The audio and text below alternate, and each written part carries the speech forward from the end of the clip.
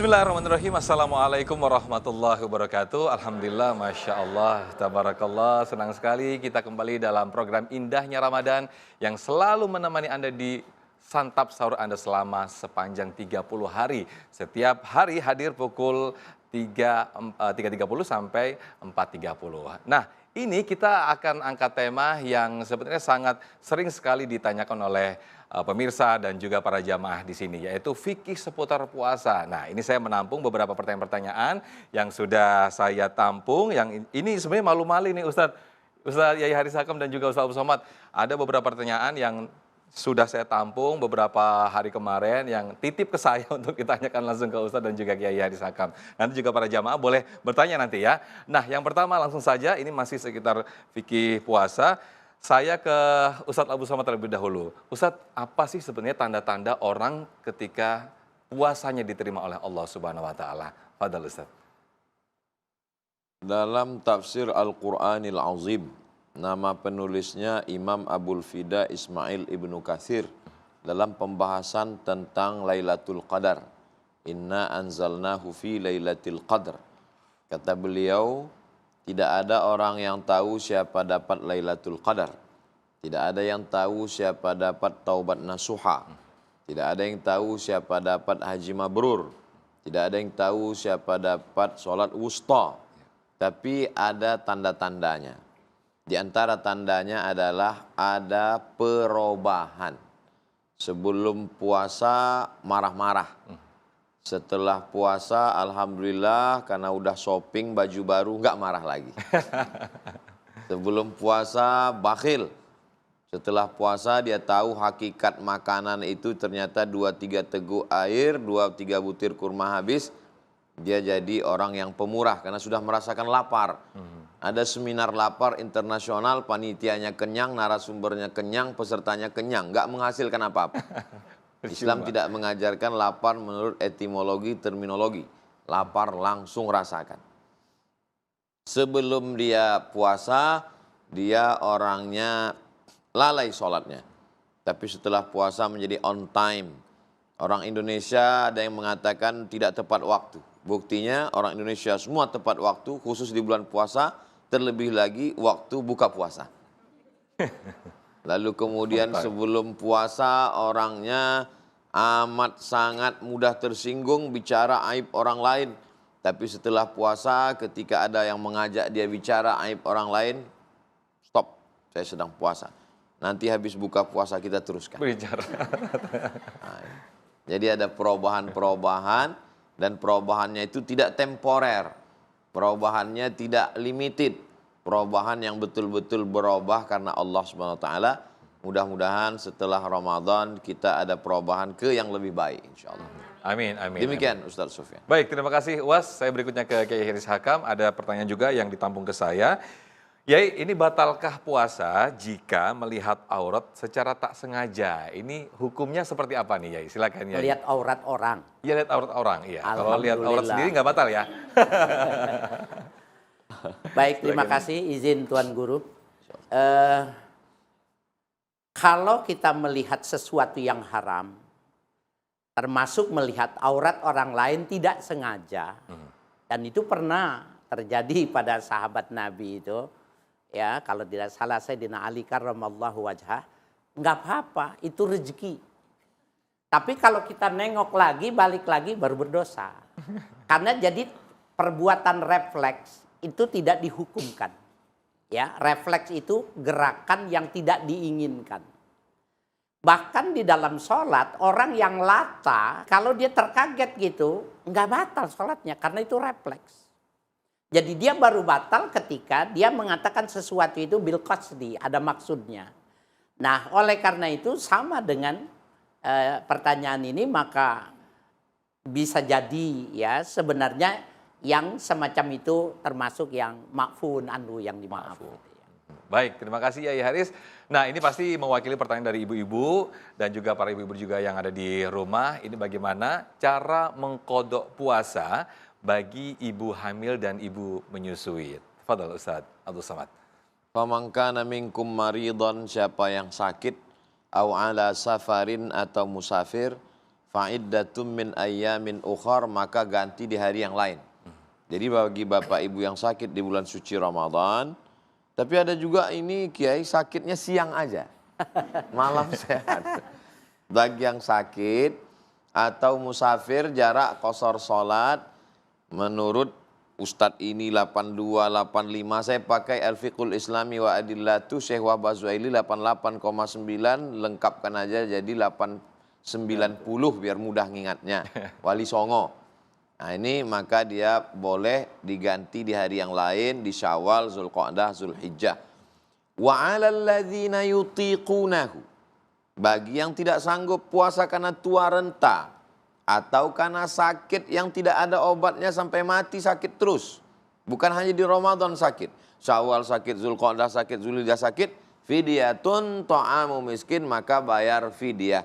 Sudah ditetapkan oleh Kementerian Agama satu harinya berapa, kali 10 hari, 20 hari, 30 hari bayarkan ke fakir, ke fidyatun ta'amu miskin, bayarkan ke miskin. Nah, ibu hamil dan menyusukan anak ini masuknya ke kelompok pertama atau kelompok kedua? Enggak ada. Karena enggak ada itulah maka ulama berijtihad. 3 pendapat. Pendapat yang pertama mengatakan ibu hamil dan menyusui cukup bayar fidyah saja. Pendapat yang kedua mengatakan ibu hamil dan menyusukan anak qadha saja tanpa fidyah. Pendapat yang ketiga, pendapat dalam mazhab Syafi'i, ini yang saya amalkan, ini yang saya pakai. Kenapa Ustaz sebutkan 3-3?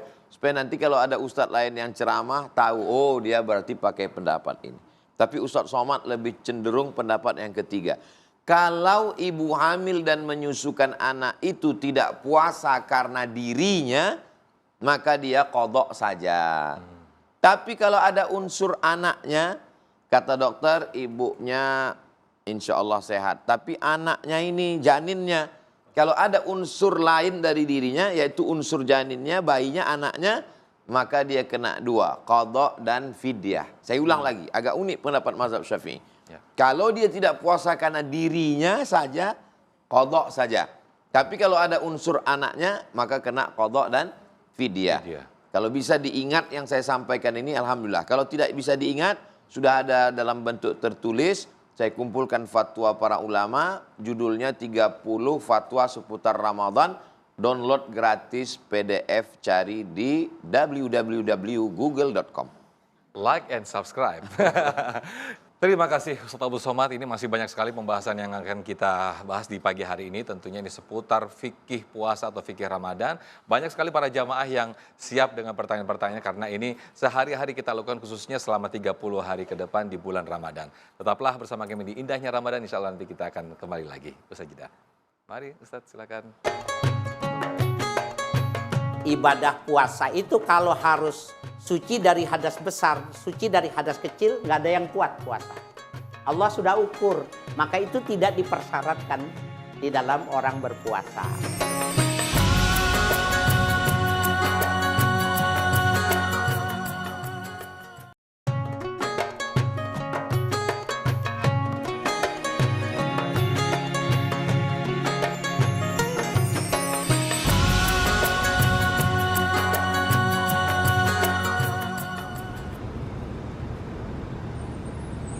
Baik, pemirsa Indahnya Ramadan, di episode ini sengaja kami hadirkan khusus pertanyaan fikih seputar puasa atau fikih seputar Ramadan. Saya persilakan para jamaah yang di sini. Siapa yang mau nanya?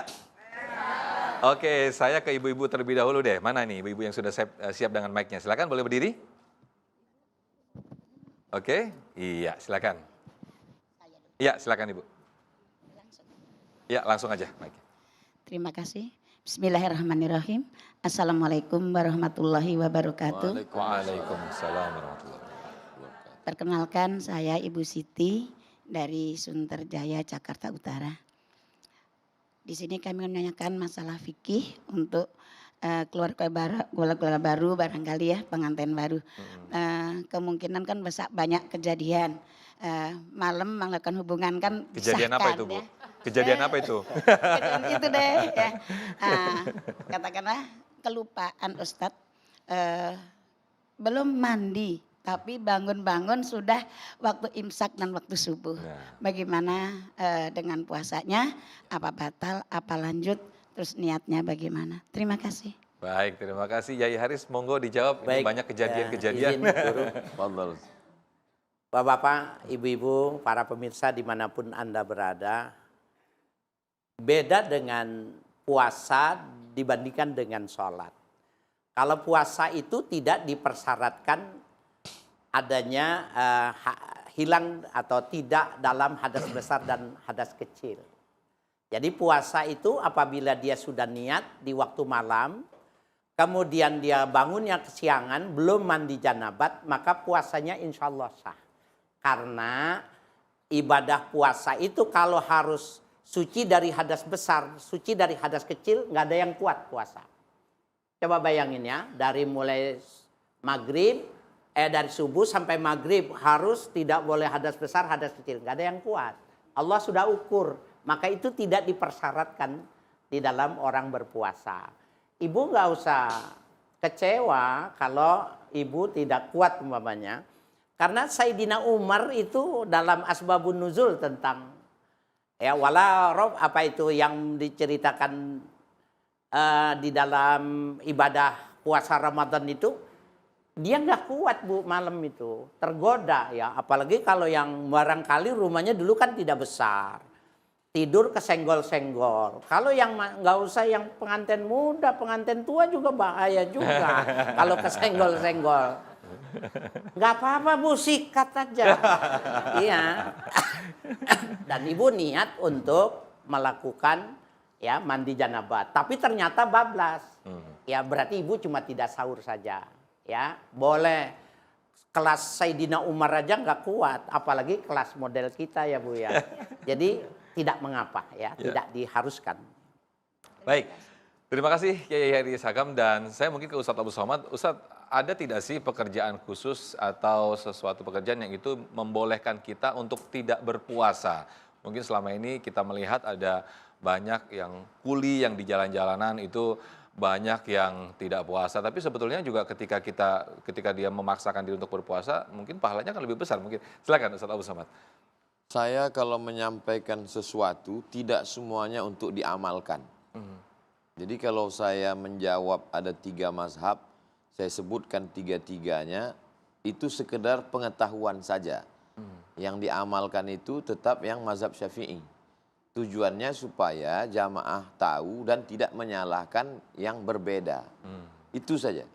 Jadi tentang masalah ada pekerjaan berat yang membuat orang boleh tidak puasa, itu fatwanya dari mufti Mesir namanya Syekh Muhammad Abduh, meninggal tahun 1905.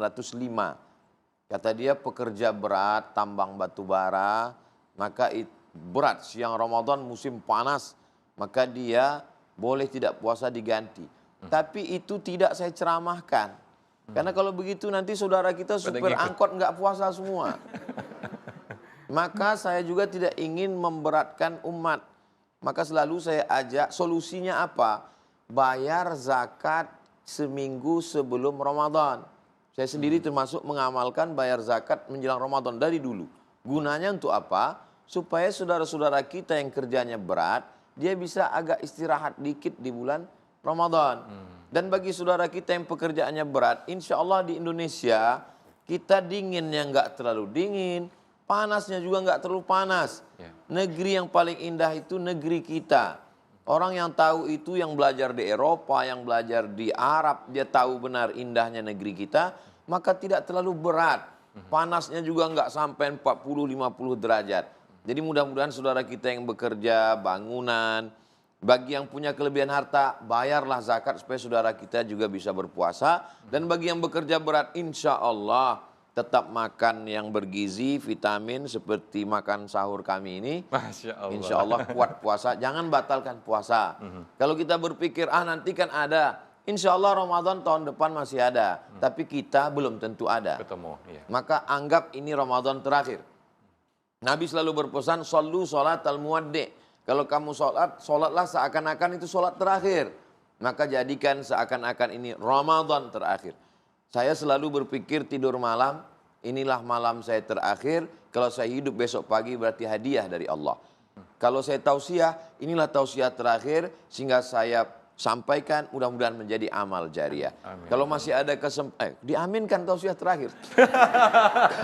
Kalau masih ada kesempatan, berarti hadiah dari Allah SWT. Demikian Ustaz Sofyan. Wah, ibu-ibu nih gimana nih bapak-bapak nih. Maksudnya semoga bermanfaat apa yang diberikan ceramah oleh UAS. Masalah. Berikutnya saya ke jamaah yang sudah siap, silakan. Oke. Assalamualaikum warahmatullahi wabarakatuh. Waalaikumsalam. Izin bertanya Ustadz, bagaimana status orang yang dawa musafar, apakah boleh melaksanakan rukhsah dengan mengqadha di lain hari atau bagaimana? Terima kasih. Baik. Silakan ya Haris Hakam. Dawam safar. Dawam safar. Subhanallah. Harus diluruskan dulu ya. Barangkali begini, kalau dia safarnya itu memang kan ada klasifikasi, ada safar wajib, safar sunnah, safar mudah, dan safar yang haram. Maka tentunya jawabannya tergantung dari kelompok yang mana. Taruhlah yang mubah, safar yang mubah. Kalau memang dia pengertian dawam itu barangkali dia jamaah tabligh barangkali ya, selalu berpindah-pindah. Secara fikhiyah menurut hukum orang yang tidak mampu, jadi ukurannya mampu dan tidak mampu, ulama mengatakan dia sahur tetap, niat berpuasa besok. Jam 9, jam 10 goyang, dia mau jatuh, maka dia boleh berbuka. Besok dia lakukan lagi. Sampai 3 kali dia tidak kuat, maka dia ukurannya namanya tidak mampu itu. Karena bukan berarti, besok mas saya nggak kuat ini. Nggak boleh begitu, dia mesti melakukan ya usaha dulu, diteliti dulu. Nah kalau memangnya dia benar-benar tidak mampu, ya maka dia kena rukhsah, boleh fa'iddatu min ayyamin ukhar. Dia membayar berapa yang dia tinggalkan dibayar pada waktu yang lain. Tetapi ayat itu mengatakan wa antasumu khairul lakum. Puasa itu lebih bagus buat kamu. Itu banyak interpretasinya. Di antaranya musafir yang punya rukhsah, dia boleh tidak berpuasa, tapi dia bertahan berpuasa itu lebih bagus. Nah, jadi walaupun dia musafir, apalagi kan sekarang musafir itu naik kendaraan. Kalau dulu yang dibilang musafir itu naik onta, panas, kehujanan, bawa barang. Kalau dia sembarang menaruh diambil orang, penyamun dan lain sebagainya. Berat sekali yang dulu dalam pengertian musafir. Kalau sekarang ke Surabaya, 1000 kilometer itu cuma 1 jam. Nah, jadi kalau dia berpuasa, maka lebih bagus. Fahuwa khairul lakum, itu lebih bagus. Kalau memang benar-benar ukurannya tadi 3 kali diuji, di benar-benar dia tidak kuat, masuk rukhsah dia. Boleh tidak berpuasa. Masya Allah. Wallahu a'lam. Baik, jadi boleh dicoba nih ya, biar supaya dapat rukhsah dari sini jalan kaki ke Surabaya. Baik, indahnya Ramadan akan kembali sesaat lagi usai sahur berikut ini. Silakan. Tidak ada ikhtilaf antar ulama mazhab tentang wajibnya ahli waris mengqadhakan puasa orang yang meninggal.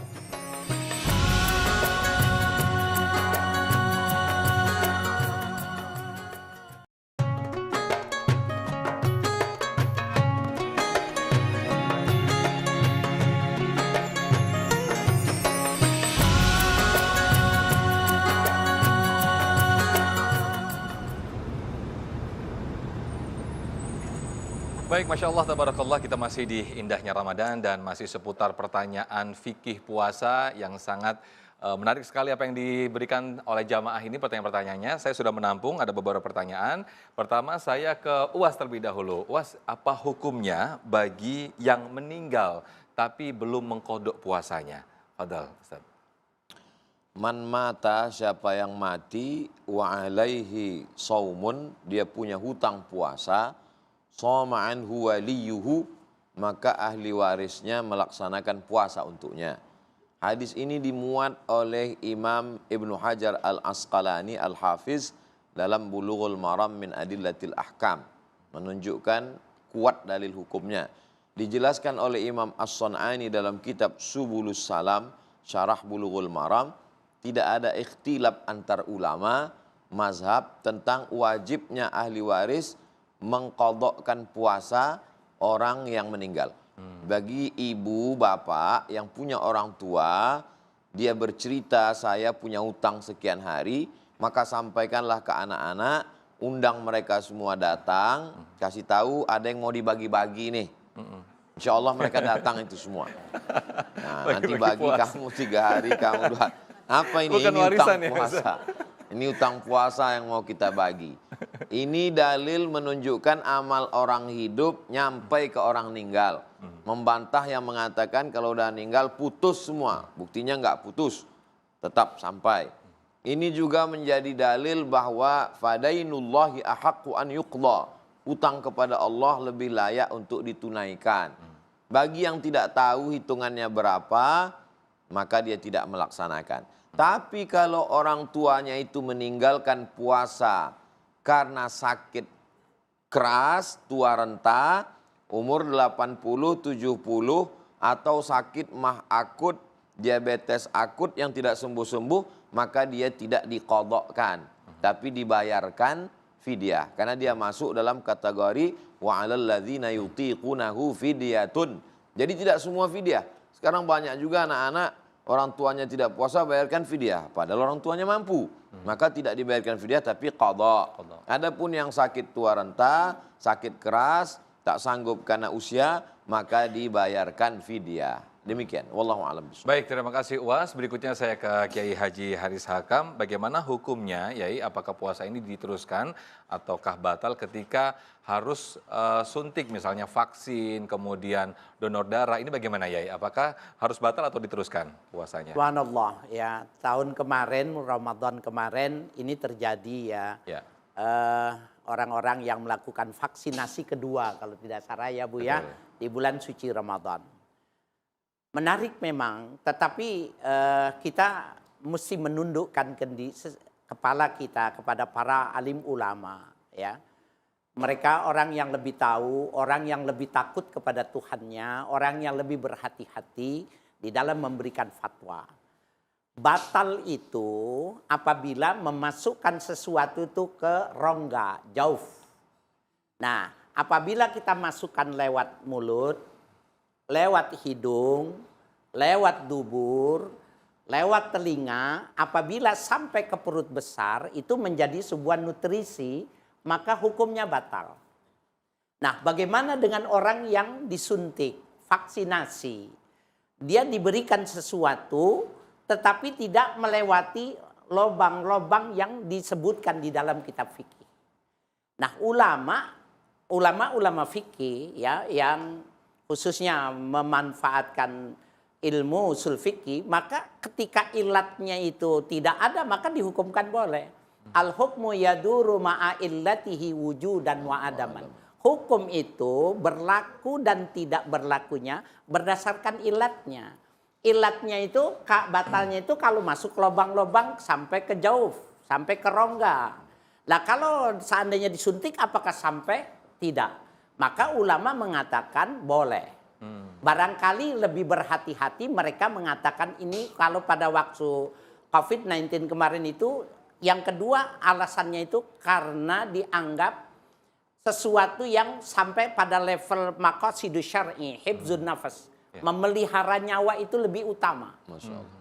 Nah, sehingga dengan dua argumentasi itu tadi, ya kalau Imam Al-Ghazali mengatakan dua argumentasi dengan yang satu punya argumentasi itu, maka lebih unggul yang punya dua. Al-ba'itsain ya lil amal. Dua pendorong yang melahirkan satu perbuatan. Maka tidak batal insya Allah karena tidak memenuhi kriteria ya orang yang memasukkan sesuatu ke jauh. Nah, cuma ada masalahnya ini Ustadz Sofyan. Bagaimana kalau seandainya orang berpuasa, kemudian dia suntik vitamin A, B, C, D, F, G, H, I, J, masukin sampai Z, masukin. Gitu. Maka dia segar, kan nggak lewat jauh. Ya, apakah ini orang ini diperbolehkan? Nah, tadi dua bais itu dua yang menjadi motivasi itu bisa menjawab ini. Kan dia nggak ada kemudaratan apa-apa, bukan hifdzun nafas. Yang kedua tidak ada penyakit. Dia justru itu berkaitan dengan menolak esensi puasa. Karena esensi puasa itu adalah, kata beliau, guru kita, al-imsak. Lah kalau seandainya dia diberikan suntikan yang multi ini, maka esensi puasanya hilang. Maka saya yakin ulama sepakat ini nggak boleh dilakukan. Walaupun sama-sama memasukkannya tidak sampai jauh. Wallahu a'lam. Tapi ada yang gini ya, waduh lapar nih, aduh saya demi menyelamatkan nyawa ini, saya kalau nggak mati nih, saya batal. Ada yang langsung itu. Wah, itu Saya nggak tahu pelanggaran ya, tuh, Yai. kalau ukuran normal tidak akan terjadi. Karena apa? Tidak akan Allah, la yukallifullahu nafsan illa wusaha gitu. Ukurannya itu udah standar gitu, ada standarisasi. Iya. Bagaimana dengan orang yang punya penyakit lambung? Ya. Nah itu memungkinkan, karena penyakit lambung Bapak Ibu jangan dianggap enteng, bisa tewas. Ya. Nah dia ukur tadi, ukurannya bisa nggak bertahan. Kalau nggak apa-apa, rukshoh dia. Iya, iya. Jadi bukan ukuran tadi, waduh saya nggak kuat. Wah, anak-anak sekarang Itu bukan ibu-ibu sini, Bukan. tapi katanya pindah dari sini. dan ibu-ibu. Baik, selanjutnya saya ke jamaah yang sudah siap dengan pertanyaannya. Iya, silakan, boleh berdiri. Assalamualaikum warahmatullahi wabarakatuh. Waalaikumsalam. Waalaikumsalam. Mohon maaf sebelumnya Ustadz, saya Humaira izin bertanya. Kita sebagai perempuan itu kan jarang sekali puasa 1 bulan penuh karena adanya menstruasi. Apakah boleh mengkode puasa tahun lalu dengan tahun sekarang di satu hari yang sama? Gitu. Dirapel gitu ya? Iya, digabungkan seperti itu. Baik, terima kasih. Baik, terima kasih. Ustadz Abdul Somad, silakan Ustadz. Ada beberapa ibadah yang kalau kita laksanakan satu, otomatis langsung dia dapat 2. Misalnya kita masuk ke dalam masjid, waktu hanya tinggal 2 menit. Kalau kita sholat sunat tahiyatul masjid, kita tidak dapat qobliyah. Maka pada saat itu kita melaksanakan qobliyah. Laksanakan qobliyah, otomatis dapat tahiyatul masjid. Tapi jangan gara-gara ini datang ke masjidnya lambat terus. Kita telat-telatin. Ini misalnya terjadi. Begitu juga dengan orang yang melaksanakan puasa qadha 1 hari, di hari Senin, kebetulan saat bulan Rajab. Maka qadhanya lunas, otomatis dapat pahala puasa Senin dan dapat pahala Rajab. Begitu juga pada saat hari Jumat, mohon maaf, ada seseorang melakukan hubungan pada malam Jumat, lalu kemudian dia pagi itu mandi, maka mandinya itu wajibnya gugur dan dapat pahala puasa, dapat pahala mandi sunat hari Jumat. Begitu dijelaskan para ulama dalam pembahasan furu' cabang-cabang fikih. Tapi saya sepengetahuan, sepanjang bacaan, belum ada yang merapel 1 hari qadha otomatis dapat 2 qadha. Enak dong ya. Ya, wallah. Jadi tetap kita hitung qadhanya, kalau 7 tambah 7, 14. Maka dia mengqadhanya berarti 14 hari. Baik. Wallahu a'lam bishawab. Baik, Masya Allah, terima kasih luar biasa Ustadz Somad atas jawabannya. Masih ada 1 segmen lagi, masih seputar pertanyaan fikih puasa. Kita lanjutkan sahur lagi, sesaat lagi ya. Silakan. Sahur lagi. Kamu kenapa nggak puasa? Puasa itu cuman buang-buang waktu aja. Puasa itu nggak ada manfaatnya, berarti dia kafir. Itu pernah dilakukan oleh Presiden Tunisia.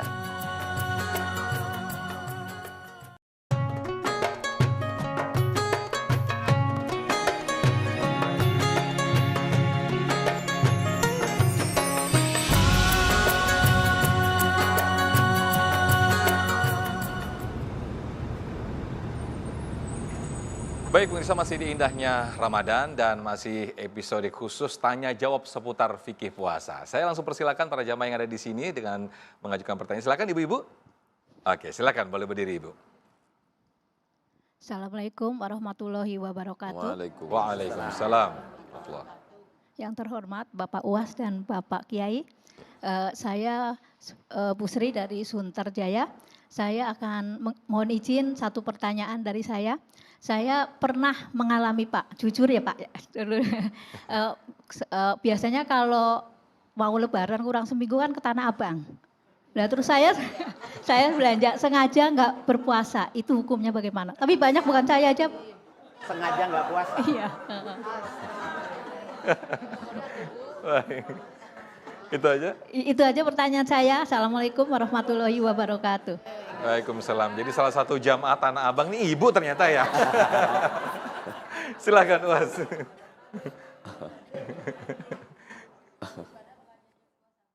Silakan Ustaz Abdul Somad. Kalau meninggalkan syariat, apakah itu puasa, apakah itu sholat, apakah itu zakat, apakah itu haji, umroh, meninggalkan syariat itu motivasinya dua. Yang pertama, kalau meninggalkan syariat karena ingkar. Kamu kenapa nggak puasa? Puasa itu cuman buang-buang waktu aja. Puasa itu nggak ada manfaatnya, berarti dia kafir. Itu pernah dilakukan oleh Presiden Tunisia. Siaran langsung, namanya Habib Bourguiba. Dia mengajak masyarakatnya, mari minum bersama-sama. Karena puasa ini hanya melemahkan etos kerja. Karena kata dia dengan berpuasa, maka karyawan-karyawan pabrik untuk pembuatan minyak zaitun menurun. Dan akhirnya, na'udzubillah, terjadi kudeta, tergulingkan, dihinakan di dunia dan dihinakan di akhirat. Maka orang yang meninggalkan puasa, maka dia berarti kalau dia ingkar dengan ayat itu, na'udzubillah, bisa murtad, bisa kafir. Tapi kalau meninggalkan itu dia tidak ingkar, hanya sekedar tidak mau, maka dia fasik. Fasik itu, asal kata fasik, kurma yang kulitnya mengelupas. Beda dengan kacang. Kalau kacang, maka muncul istilah kacang lupa dengan Kulit. bungkusnya. Karena sekarang nggak pakai kulit. Kalau kurma dia nggak lepas dari kulit. Makanya kita makan kurma dengan kulitnya. Karena dia nempel. Maka begitulah orang fasik. Dia seakan-akan lepas tapi tidak lepas. Maka yudillu bihi katsiran wa yahdi bihi katsiran wa ma yudillu bihi illal fasiqin. Orang yang meninggalkan syariat karena malas. Kamu kenapa nggak sholat? Saya malas.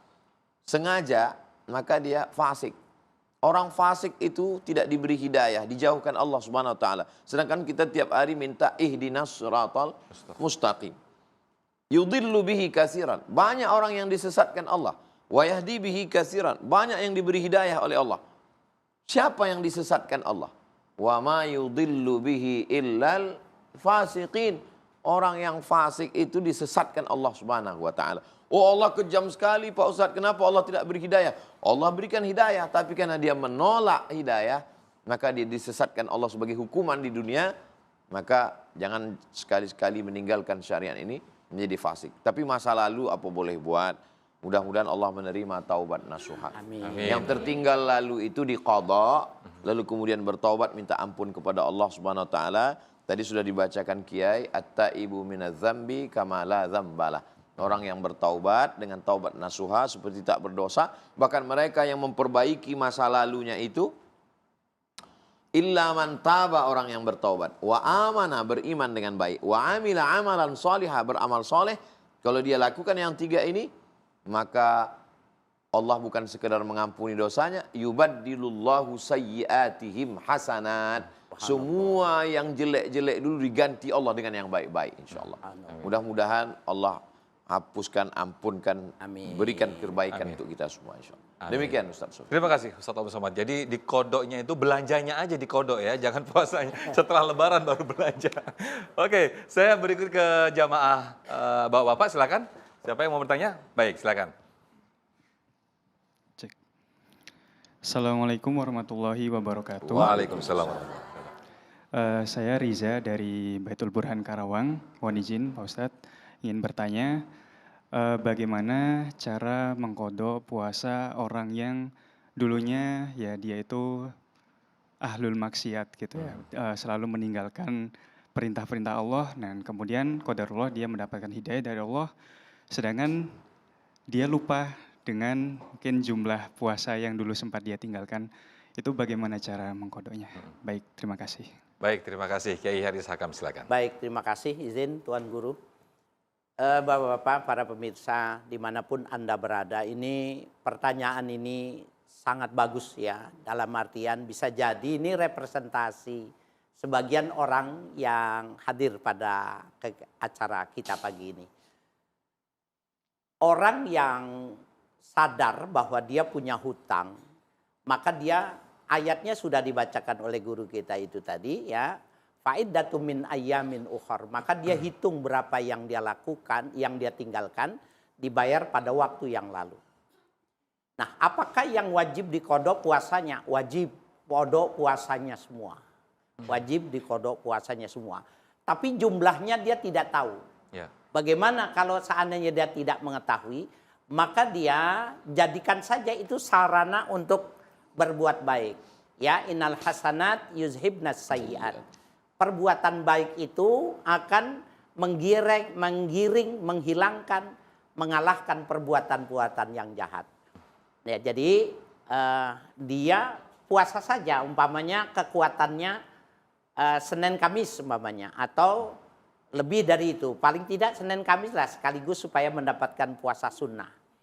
Sepanjang hidupnya dilakukan oleh orang-orang yang seperti itu, dia lakukan. Kenapa? Karena dia nggak tahu bilangannya.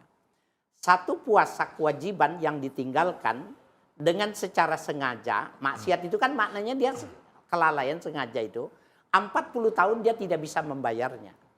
Lah kalau dikalikan sekian, maka berapa jumlahnya, berapa umur yang mesti tersedia.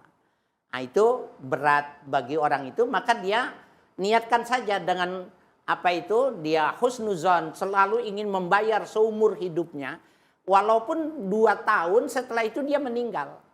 Maka menurut Allah, kalau dia umurnya panjang pasti terbayar. Itu mengapa umur 70 tahun di dunia, balasannya selama-lamanya di sorga.